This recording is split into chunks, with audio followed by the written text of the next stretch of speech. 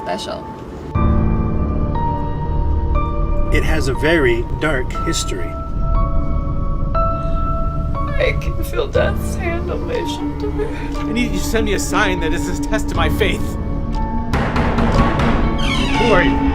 What do you want? I'm here to help.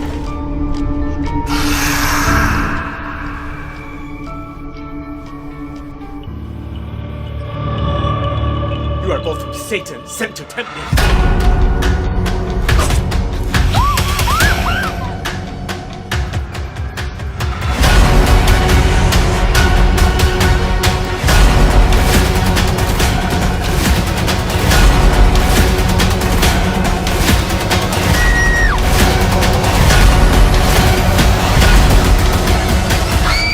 Tell me what this place is.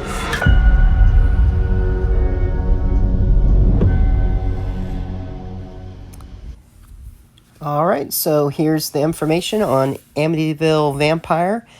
It's a 2021, runtime's about an hour and 32 minutes. After telling tales of a legendary local vampire, a man and his fiancée encounter their own terror while camping in the woods. Got a 1.9 out of 10, which I give it a bit more than that. It was a decent movie. I liked it. Then we got the cast. Jen N. Tonic played Lilith. Miranda Mahaldo played Fran. Anthony Darris played Johnny. Randy Oppenheimer played Caleb. Veronica Farron is Gloria.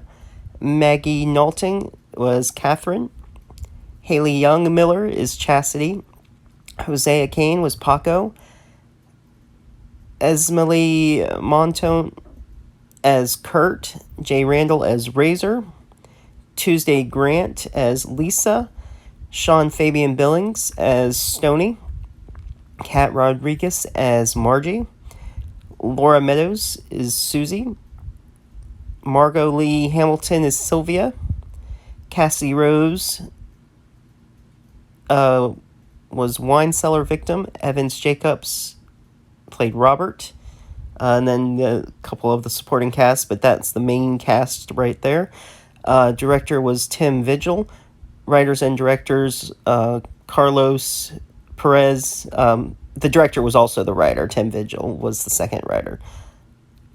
All right, and that looks like that is the information that we have there. Stay tuned for my thoughts and review next. Hey, what's up everybody? Steven here, the Horror Freak 85, doing another Wild Eye review. This time it's for Amityville Vampire. I do have the artwork shown beside me, but this is the alternative artwork. It's a flip cover art DVD. This is the other one here. I like both of them. I think they're both pretty cool. Kind of hard to choose which one I like better. I'd like to thank Rob and the folks over at Wild Eye for sending me this copy to review for you guys. I'll go ahead and read the back of it. From acclaimed comic book illustrator Tim Vigil, utterly unaware that the eerily vacant house is in bed with demonic force behind the brutal Defoe murders on 112 Ocean Avenue, an unsuspecting cleaning crew gets to work. However, before long, the long-dormant Amityville curse spreads death in the room and an ancient evil escapes into the nearby forest. Now, any unfortunate souls who wander into the woods fall prey to something wicked, an evil that is thirsty for human blood. No one can escape the fangs of the abominable Amityville curse. The directorial debut of legendary horror comic book artist Tim Vigil. Bonus features are scene selection and trailers. So this is sort of somewhat an anthology.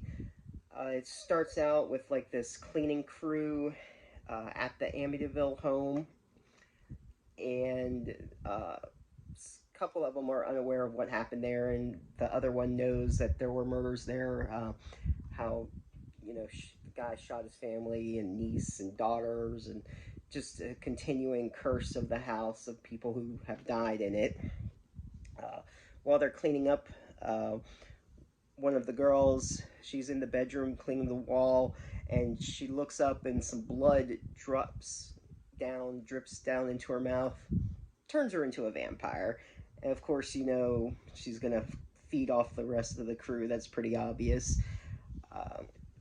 And then it goes to a couple that are on a date. They just met, and she went with the guy because her friend seemed he was a good guy. Turns out he's not. He leaves her in the forest. I think it was called like Blood Moon Lake nearby Amityville. Something along those lines. I think that's what it was called. If I'm wrong, sorry about that. And if you've seen it, leave a comment down below. Let me know what the actual name was. And he gets pissed off because she's not as easy as he was hoping for and leaves her in the forest. And she has her own encounter with a vampire. After that, we get into, there's a couple, this guy Johnny, who's a former DJ, now he's a music producer, and he used to be pretty wild in his days, have his groupie fans and drugs, sleep around, all the wild, crazy stuff musicians or rockers or DJs, are known for. And he's now wants to settle down with his girlfriend Fran, who he wants to propose to on this camping trip. So he decides to pick her up, and after she's been talking with her sister, and he can always tell when she's talking to his sister the way she acts, because the sister's like saying how he's no good, and you're gonna regret being with him. But of course Franny doesn't listen, which if she did, maybe she wouldn't have gone on this camping trip to Blood Moon Lake. And while they're going to the lake, she's getting tired of hearing stories about him being a DJ, so he decides to tell a couple of stories, one of them being about a woman who works in this office. She's not really, she doesn't have any family or friends, kind of a loner, and her boss is Lilith. Surprise, surprise, Lilith is a vampire, and she's unaware, of course, at first, who gets invited over for dinner. And yes, she might not be having dinner, but be dinner herself. So, you can check that out, what happens, how at one point this woman was suicidal, so there's like a little twist to it, of the whole thing being invited. Next, there was a man who had lost his daughter. His wife is sick, and he's like praying to God, to help cure her. And Lilith ends up coming, and at first he doesn't want to trust her, and he's rather just have his faith in God, and she tempts him with seeing his daughter.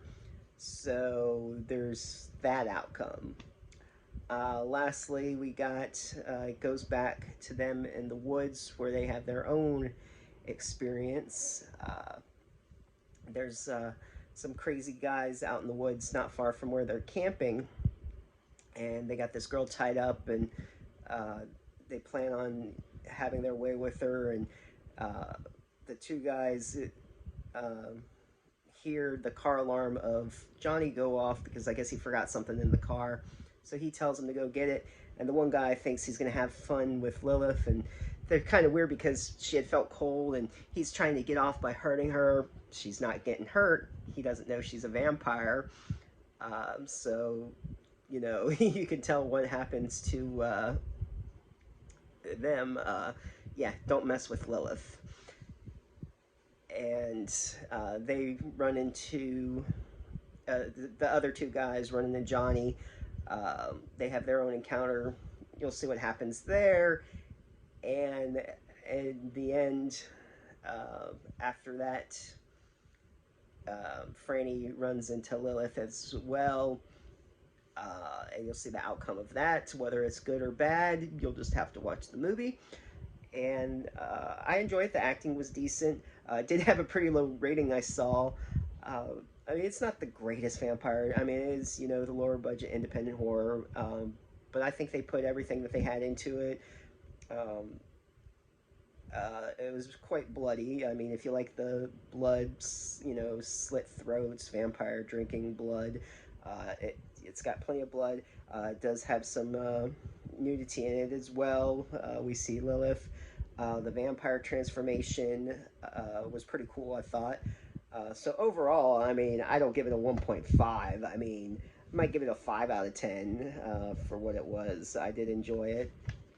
It is one worth checking out if you like anthologies and vampire movies. Let me know your thoughts on it if you've seen it. If you're new to the channel, be sure to hit that bell for notifications and subscribe, and see you next time.